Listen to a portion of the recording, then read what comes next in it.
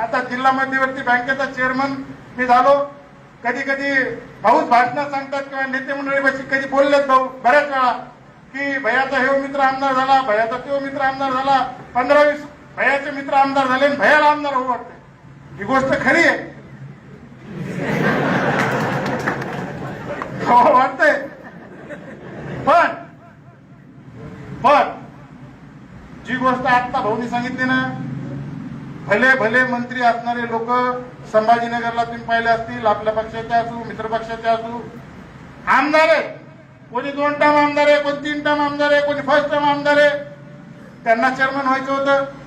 मग अतुल सावे साहेब असतील, विलास भुमरे असतील, अनुराधाताई चव्हाण असतील, सुहास शिरसाट असतील, नाव घेत नाही, संजनाताई जाधव असतील, सगळे आमदार आहेत. तर त्याला काय हो वाट लागलं चेअरमन झाले का? इकडे सांगितलं भाऊनी परभणी. अरे तुम्ही परभणीत नाही, मराठवाड्यात आहे, महाराष्ट्र घ्या. आमदार होता येते पण चेअरमन होता येते का? आता भावाच्या आशीर्वादानं जे कधीच नव्हतं तेवढं पद भेटलं. तालुक्याला दुसऱ्यांदा चेअरमन पद भेटलं आणि ते मालद्यासारख्या पोराला 42 वर्षामध्ये भेटलं आणि ते भाऊच्या आशीर्वादाने भेटलं.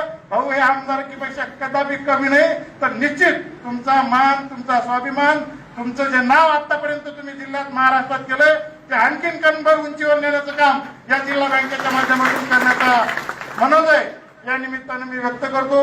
ही भाऊनी सांगितलं तसं सोपी गोष्ट नाही, कठीण काम आहे. जिल्हा मध्यवर्ती बँक चांगले काम करता करता जेलमध्ये गेले, सोपी गोष्ट नाहीये. एकूण सगळे 79 कर्मचारी आहेत, 64 शाखा आहेत. 64 शाखेमध्ये शाखा उघडून किमान 2 कर्मचारी तरी लागतात. 1 लाख तो बिचारा कसा तरी मॅनेजर म्हणून दुसरा झाडझूड करायला उघडायला तर पाहिजे ना. 64 तुने किती पाहिजेत? 128 आहेत किती? 79. म्हणजे इतकी कठीण परिस्थितीतली ही बँक आहे. जुनी जर काढली तर अनिष्ट तपास 136 कोटी रुपयाची आहे.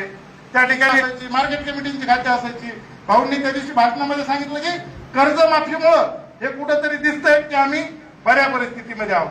परंतु ही बरी परिस्थिती जर आणखीन चांगल्या पद्धतीने करायची असेल तर शेतकऱ्यांनी देखील चांगल्या सुविधा येणाऱ्या काळात जी काही भरती प्रक्रिया आहे ही गोष्ट खरी आहे सतीश भाऊ की हातामध्ये भाऊंनी सांगितलं ते अभ्यासातून सांगितलं. भाऊला लांबच दिसतंय. मी म्हणायच्या आधीच भाऊंनी सांगितलं की ही भरती प्रक्रिया जरी होत असली तरी IBPS नावाची एक कंपनी आहे तिच्या मार्फत ही होईल.